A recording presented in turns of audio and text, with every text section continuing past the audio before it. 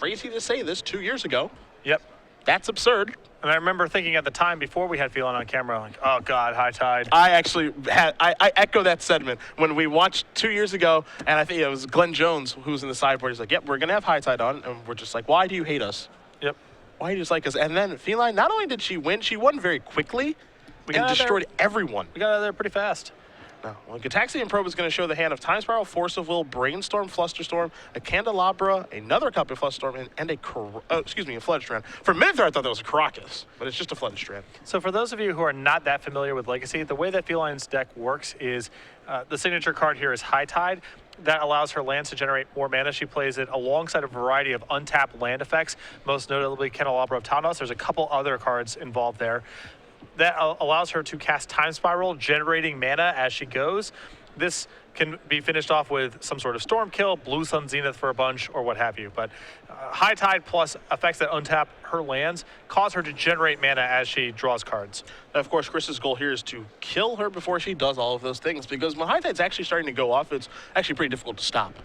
Chris's deck is, even if you are not that familiar with Legacy, you could read the deck list and probably gather what's going on here. Feline's less so the case. VanMeter is going to cast a Brainstorm right now into the face of a Flusterstorm. Flusterstorm could have taken care of that Brainstorm, but Longmore decided, that's fine, you can Brainstorm all you'd like. So VanMeter will draw 3 and put 2 back here. It looks like he ran into a fetch land as well to make it a perfect one. And Feline may want this mana just to be able to Brainstorm this turn, as again, her hand only had 1 land in it. Now, oftentimes what happens when playing High Tide is you just cast a couple of cantrips in the opening turn to see an island just roll off the top of the deck. Cast a couple of, cantrips. You've got Brainstorm, Preordained, Ponder, all that stuff. You try to set up a perfect hand, and then you just rock and roll on turn number 4. Yeah. So High Tide is a little bit less explosive. Feline's absolute best hands can win on the 3rd turn. Turn 4 is a lot more stable. Chris's deck we saw earlier can effectively generate turn 1 wins. But what Feline loses in explosiveness, she gains in stability. There's a lot more redundancy, a lot more cantrips. So even though her deck's a little bit slower, it has a much more consistent turn on which it goes off. VanMeter going to sacrifice Flooded Strand and go get himself a copy of Volcanic Island. Chris does not have to worry about Wasteland in this matchup, so able to search out the dual lands this go around. Yeah. Two-headed giant challenge. Your pairings for round. And both players sitting here at 4-0 in our 9-round Legacy tournament. VanMeter having a lot of trouble in Legacy recently, but looking like he's figured some things out this weekend. Playing a very powerful deck in Sneak and Show. I believe that he has a 2-mana land and a sneak attack, but no blue card yet, and he's aware that Feline has a copy of Force of Will in her hand, and that Flusterstorm. So it's going to be pretty tough for Chris to push through this.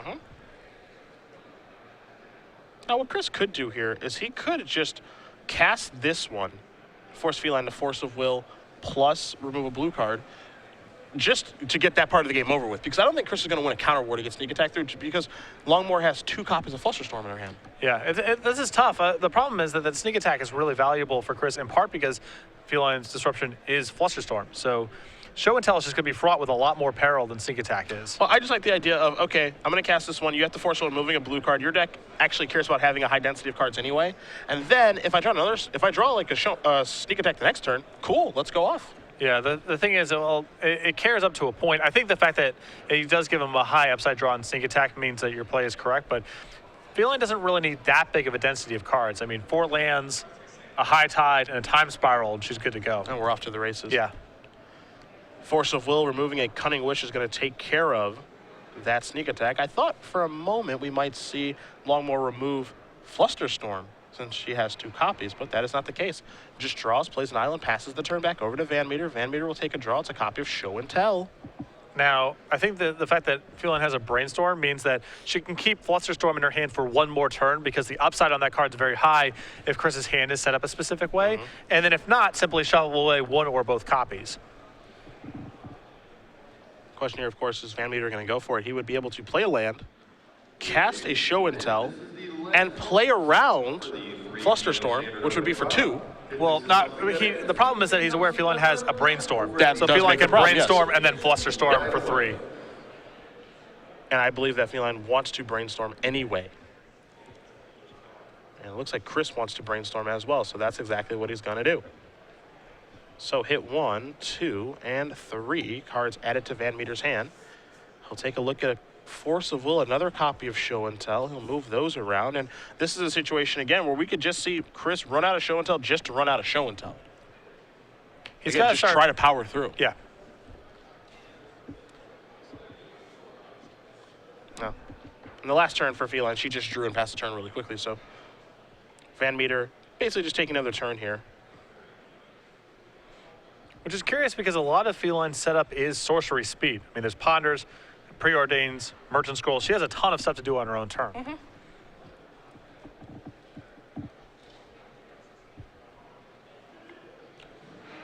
Chris looking to resolve this brainstorm. You know, one thing we haven't talked about, because we normally talk about it during the standard portion, because that's where Chris has been decimating people, the quest to shave the beard. Yeah. He's off to a 4-0 start here. Maybe we're jinxing it if we talk about it. I've kind of stopped as a result. We'll talk about it if he's in the finals. Yeah, fair enough. I mean, he was finals up a game in Jersey, so, Yikes. you know, at this point, just trying to let the man do his thing. Which is resolving a brainstorm. Looks like Emrakul and a fetch land are going to go back. You see the hand, double Force of Will, double Show and Tell, and a Gristlebrand. You wonder how much of a rush Chris is in to try to resolve something here. It's tough just because Feline's Disruption here is so cheap. I'm sure he's looking for a sneak attack.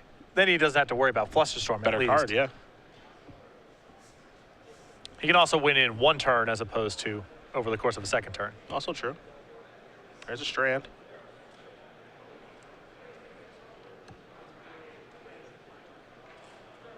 Looks like he may cast a Show and Tell this go around. However, yeah, I think Chris realizes his mistake right now. If he casts a Show and Tell, Flusterstorm just does it straight up. Yep. Because Flusterstorm would actually be for 3. It would be for Show and Tell, the Brainstorm, and Flusterstorm itself. Yeah, Chris needs to test spell in a world where he does not have to care about Flusterstorm.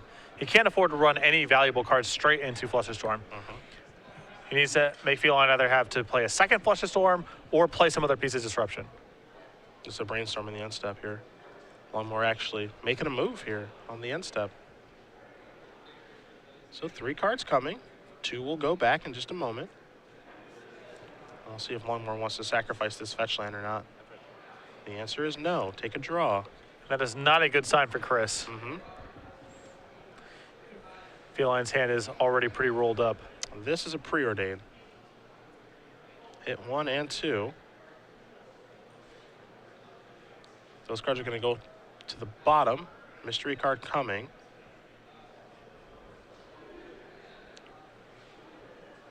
Deciding if maybe it's time to make a move.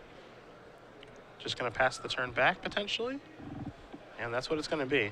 VanMeter going to sacrifice a Flooded Strand in the meantime, go get a basic island out of the deck. Interesting thing here, life totals for the most part for both players don't really matter. Not really, no. Feline trying to deck with Brainstorm or make you draw, Brain Freeze or make you draw your whole deck with Blue Sun Zenith. And of course, VanMeter just wants to hit you in one shot. Yeah. VanMeter going to take a draw, a Flooded Strand, add it to the grip. You see the hand, double Force Will, double Show and Tell, Gristlebrand. Nothing all that interesting going on here for Chris. This is a pretty rolled up hand. I mean, he can cast the Show and Tell here and certainly not care about the first Flusterstorm. That's what it looks like he's going to do.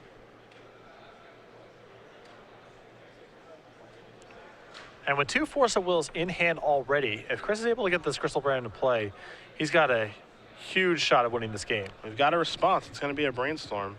And again, I think the reason that the response is a Brainstorm, I imagine that Longmore still has the 2 copies of Flusterstorm, but this wants to add to the Storm count. Yeah. I think that's the reason you see this. And it's hard for Chris to respond preemptively because, again, that's adding to the Storm count.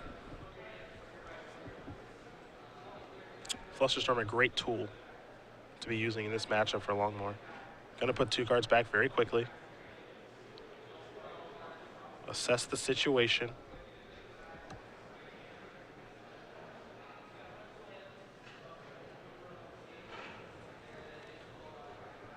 Looks like it may be time for a Flusterstorm, and it is. You've got a Storm count of 3, I believe. You've got Show and Tell, Brainstorm, Flusterstorm itself. Yeah. Again, because these are Storm copies, Force of Will is not very good at fighting this. Each of these can only stop one individual copy. So pay 3 mana. Will VanMeter, Longmore. We'll sacrifice a Flooded Strand, go get a basic island. Just a couple of fetches laying around in this deck. 3 Flooded Strands, 3 Polluted Deltas to go on 12 islands for the High Tide player. Just to make it those brainstorms, those ponders a little bit better. Nothing too crazy going on there.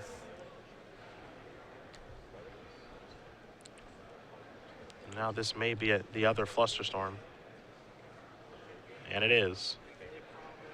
So a lot of copies of that. Of course, that will take care of show and tell. So VanMeter actually had to make that happen to open up the door in the other show and tell. Right. And again, Force of Will not really adding that much to Chris's ability to fight through. Brainstorm time. 1, 2, and 3. Attention Magic players in the standard open trial. A couple of cards going to go back there for Longmore. Magic players in the standard open trial. Has she cobbled together what she's looking for? That's the question. And if Chris's hand right now is show and tell Force of Will, so we can push through. But keep in mind that let's say Feline has a Force of Will or Chris has to use all of his blue cards there. He can only draw 7 because he's at 12, and 2 Force of Wills are down. Yep. So there's no guarantee that Gristlebrand even results in a game win because Feline can simply win the game next turn. Preordain here. Puts 2 cards to the bottom very quickly. Chris draws another copy of Show and Tell. I think the reason that's important, truthfully, just because it's another blue card. Yeah. So it's go time.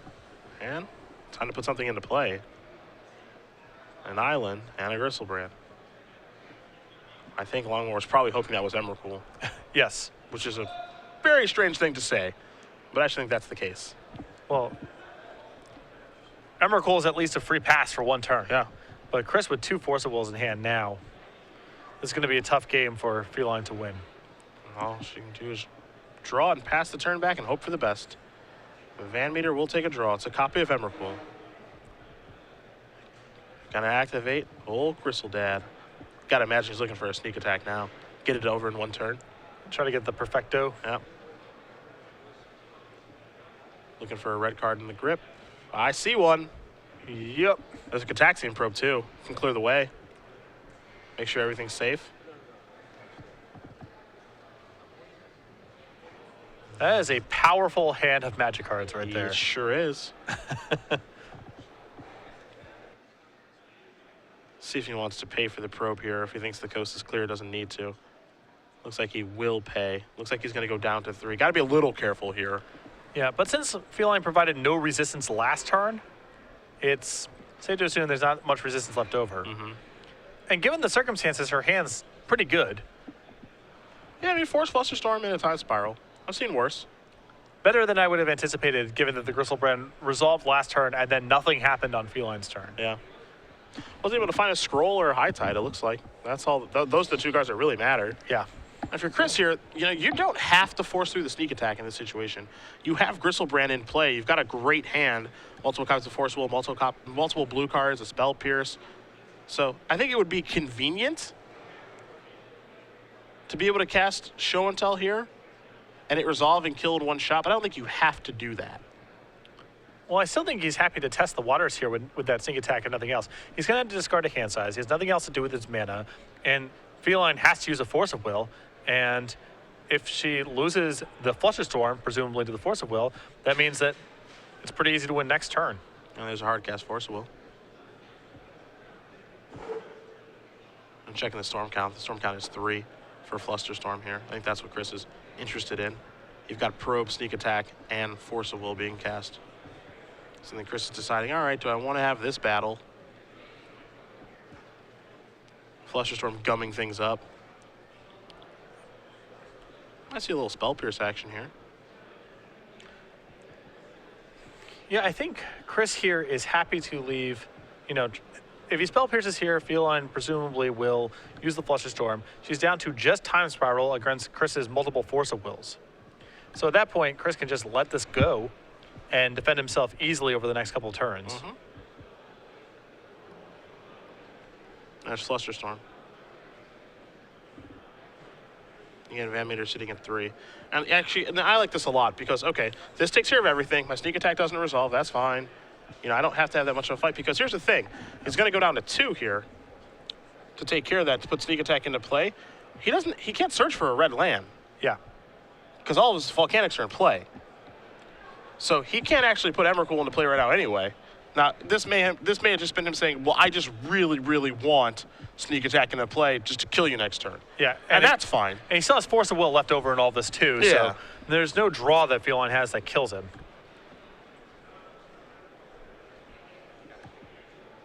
So sneak attack does resolve after all that stuff. And it leaves Longmore with just a time spiral in hand. So Chris has exhausted all the resources. Has a Gristlebrand. Doesn't need to activate it. Has Force of Will plus a blue card. So this is the driver's seat here. Just going to pass the turn back, let Longmore take a draw. This might be a hope for the best with a time spiral. Yeah, and there's a high tide. I imagine that Chris says that's fine.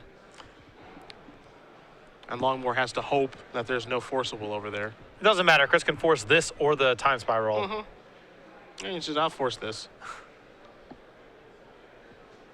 So that gets taken care of. Time spiral can't be cast. 1 mana short. I'll show you an Emrakul for the sneak attack, and that is going to do it. So Chris VanMeter is going to win game number 1 here over Feline. Longmore. Sneak and show up a game here over High Tide. Tough fought game there by both sides, but Feline just not able to find a High Tide in time. Spun her wheels for too long and wasn't able to assemble a kill. Interestingly enough there, she kept the 1 lander, and it looks like she just flooded out. Yeah, kind of awkward, right? The deck's only got 18 lands in it. There's 12 islands and 6 fetch lands to do a little shuffling with your brainstorms and so forth. But she just drew a lot of lands there. It's sideboard time. We'll start with High Tide, which you have in front of you. Now, she is playing with Cunning Wish, and so a lot of her sideboard slots are accounted for because of that. There's a Blue Sun Zenith, a Brain Freeze, an Intuition, a Turnabout, a Rebuild, a Snap, a Flusterstorm, a Pact of Negation, and a Surgical Extraction. Pretty sure that she's going to be bringing in the Flusterstorm here and the Pact of Negation because she's just trying to push through a kill in 1 turn. Pact of Negation is not very good against people who are trying to disrupt you with discard, but it is very good against people who are trying to fight you with counterspells because it's more mana efficient and card efficient than even Force of Will. She also has 2 copies of Wipe Away and 4 copies of Counterbalance in her sideboard. I believe Counterbalance is a sideboard plan against decks that are much more 1 and 2 mana oriented. Delver. Because with her, all of her cantrips and her own 1 mana spells, Counterbalance is, it's not the lock that it is normally, but she can manipulate it quite a bit. And in fact, there's 4 copies of Sensei's Divining Top that she's added to the deck as well. So she can just go to the full Counterbalance lock. But this does not feel like that kind of matchup. Yeah, this took me by surprise last week when we watched Longmore play against Matt Hoey. And I took a look at her deck list and saw the 4 tops in the main and the 4 balances in the sideboard. I believe this is something that she tried for the first time in Somerset with High Tide and wants to see how well this works out, maybe leading into the Invitational. As far as VanMeter's sideboard, Graph Digger's Cage, 2 Swan Song, 3 Blood Moons, 3 Pyroclasm, 3 copies of Through the Breach, a Shattering Spree, an Echoing Truth, and a Boseiju who shelters all. A god like Boseiju here to force through a show and tell. I imagine Swan Song is pretty good on the defensive. The rest of the cards here, not all that exciting. If he does want to get a little redundant with these, get a large monster into play effects, you could certainly bring in some number of Through the Breach. Through the Breach seems pretty rough against an opponent where your show and tell is good and they have Flusterstorm. Yes. I think he's probably just going to want to stay with his base 8 cards to cheat to play. I imagine he doesn't change too much. The Boseiju seems excellent. Yeah. Feline's shown all number of counter spells. I like that. I like Swan Songs. Yeah. So we'll be underway in game number 2 in just a little bit here. If you are just joining us, Cedric Phillips, Patrick Sullivan, Star City Games Open Series here in Providence. We are in round 5 of 9 of our Legacy Open at SCG Live, hashtag SCGPROV for your tweets. You can also contact us directly if you'd like, at Basic Mountain for Patrick, at Cedric A. Phillips for me. We've had some fun conversations with you guys through Twitter over the course of this weekend. It's been a fun weekend so far watching Ross Merriam hoist the trophy with Mono Blue Devotion in Standard. We're making our way through a nice Legacy tournament here. We've talked about quite a bit that win with Mono Blue Devotion, along with the rest of that top 8, probably going to have a huge impact on the Season 2 Invitational next weekend. We'll see what the results do to this tournament. 3 straight-up monocolor beatdown decks and 2 mono blacks and the mono red deck we saw in the finals. And then Ross winning with Mono Blue Devotion. Those are 2 really big storylines from that tournament. Now, the green decks haven't been that good this particular weekend. Great in the previous 2. You know who's a big fan of green decks?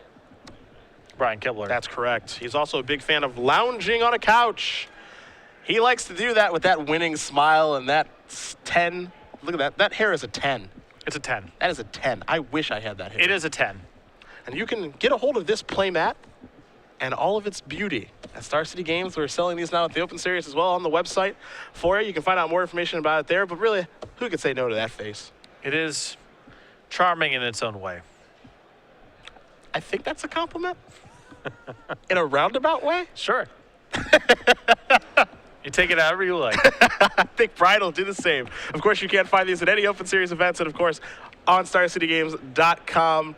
It's been a fun mat, and people do truly enjoy them. And it is pretty funny, in fairness. Of course it is. It's taken on a life of its own. Yeah. It really, really has. If you're just a Brian Kibler enthusiast, you can enjoy it on that level. And if you are sort of a meta humorist, you can enjoy it on that level too. Now, I know people are wondering, was the first Brian Kibler, calendar going to come out?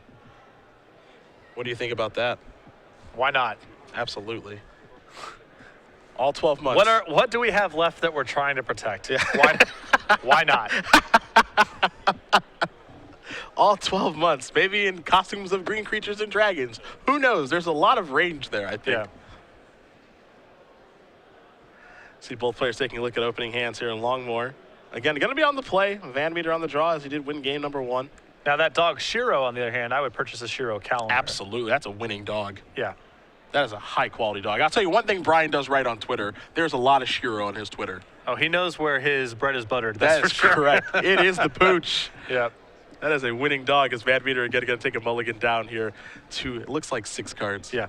I'd buy a Shiro calendar, perhaps a Shiro playmat. Shiro's also got a lot of personality. I've never met Shiro. Yeah, it's a dog with that dog is fully enabled by Brian and Natalie, so it's basically like a person. 'Cause it gets fed on time. It gets fed, like real turkey and stuff like that. So speaking of pets, how is Sergeant Whiskers? he is doing well. Good. I'm glad to hear that. Yeah. He's a good boy. Old Sarge. Do you call him Sarge? Do you call Yeah. him Whiskers? Sarge. Sarge, nice. Chris looking at a hand that is apparently good enough. You see an Emrakul, and there's an Ancient Tomb over there. Here's an Island. This is a Sensei's Divining Top. Yeah, Chris' hand looks good enough. You got a Ponder. There's a Swan Song over there. And now there's a Sneak Attack. Of course, that's the thing that makes this deck so scary to play against. You see that opening hand, you see, oh, I got a Ponder, I got a Swan Song, I got an Emrakul, which is kind of out of place, and a couple of lances. I have a Sneak Attack, and now I have the combo all of a sudden, and now I'm just working towards killing you with that combo. It can go from nothing to everything very fast. Feline's been playing 18 lands, 12 island, 6 fetch lands for a very long time, as long as I can remember. Now that she's playing with 4 Divining Tops in her main deck, I'm surprised that hasn't been reshuffled a little bit. Feels like you would want the 7th or 8th fetch land once you have Divining Top in the deck. It's a little scary to play with more fetch lands, I think, just because of Stifle. Oh, there's cost. Yeah. Don't get me wrong here, but it seems like that would move the dial a little bit at least. VanMeter gonna untap and take his turn after just a polluted Delta there from Longmore. Looks like Chris picked up a copy of Force of Will. This is a Flooded Strand. How many fetch lands versus basics are you supposed to play in your monocolor deck is always something, with Burn, for example, where I just felt I was guessing. Yeah, your guess is as good as mine. Yes. Trust me. Gonna spin the top, gonna leave it. And like what she found, looks like it may be a counterbalance. We're gonna try to establish this. Okay. All right. Was not expecting to see counterbalance. Will Chris fight over this? I wonder how scared Chris is of this. Well, Sneak Attack is fairly stable against counterbalance. There's only, I believe, 1/4 in Feline's deck, which is the Turnabout. Not that Chris knows this necessarily. But there's other implications to counterbalance, since a Divining Top being in play, of course. Yeah, Chris seems a little worried about this, and with good reason, because now he has to think about, okay, does she have 4s? Is my Sneak Attack good to go? Because presumably, my cantrips and stuff are not. Yeah. Also, this is the only blue card that he has in his hand right now with his Force of Will. There's a lot of implications here. Yeah. Maybe it's as simple as just Swan Song this. I think so, because your Swan Song is not worth very much once counterbalance Divining Top's in play, so yeah. This kind of forces the hand. Yeah. Oh, fire away with a Swan Song on the counterbalance. Longmore is going to sacrifice the blue to Delta in response. Get a basic island, of course, and we'll see what she wants to find.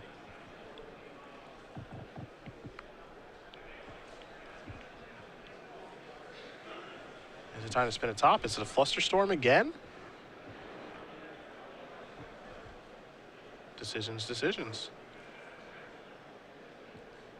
It's going to be a Flusterstorm to take care of the Swan Song.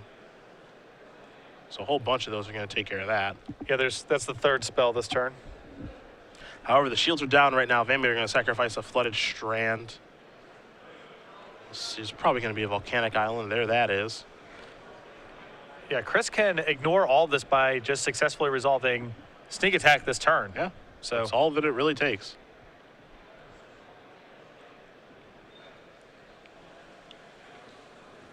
So Chris gonna untap that island. He will take a draw. And we know about the double land, picks up a copy of Volcanic Island. And I think in this situation, you just got to put the pedal to the metal. It's not getting better by waiting now against a Divining Top and the counterbalance. Right? If you're Chris right now, WWTD, what would Todd do? Channel your inner Todd and just slap that bad boy on the table and hope that it works. That's right. Counterbalance trigger. It's a turnabout. It is Immersion Scroll. You saw Chris cross the fingers. You better have it, or you're in some trouble. And Feline's hand does not look even close to equipped to go off at this point.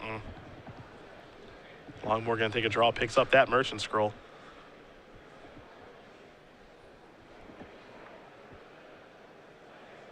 Can't be thrilled with how things are going. You can definitely tell she isn't. There's a Brainstorm over there. We know about a Merchant Scroll as well. You see the top plus counterbalance. Oftentimes a pretty good lock, but Sneak Attack has made it in. It's not clear the number of ways that Feline has to get out of this. I mean, there are a couple copies of Wipe Away in her sideboard, but she has nowhere near the amount of mana necessary to Cunning Wish or do anything of the sort. So feels like a cross your fingers situation.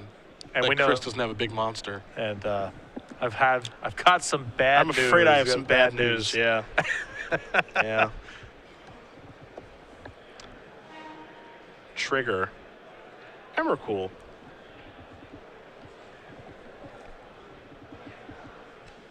That's a neat card. That is nice. Attack Step. We're going to see a Brainstorm here. I think someone knows they're losing all their permanents in just a moment.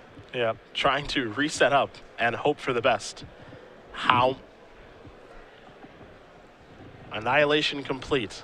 There goes Longmore's entire board and a good portion of that life total as well. So there goes Emrakul. That's going to shuffle in a bunch of stuff. And Chris has the second one for next turn. Yep. It seems like, you know, this matchup, it seems like Longmore's deck is just a turn too slow. Yeah, and I was not a big fan of bringing counterbalance in this matchup. It's just, it's going to be good some percentage of games, but it's going to be nothing in a large percentage of games too, and this is one of the nothing ones. As the two Emrakuls go walking hand in hand down to the plus size store together. Flooded Strand will bring Longmore down to 3. Looks like this may be a top. And it will be. Chris says, I have an Emrakul again. And that is going to do it. Chris VanMeter is going to win this match over Feline Longmore, 2-0. Sneak and Show moving on to 5-0, defeating High Tide. And it looks like VanMeter may have figured out what deck he needs to play at the Invitational next week. He's had some success historically with blue-red combo decks. I mean, Hive Mind he had some tournament performances with. This is true. And there's a large history of Sneak and Show players coming out of Roanoke and Star City games. So might as well just do this. Why mess around? Yeah, again, it surged huge last year. Up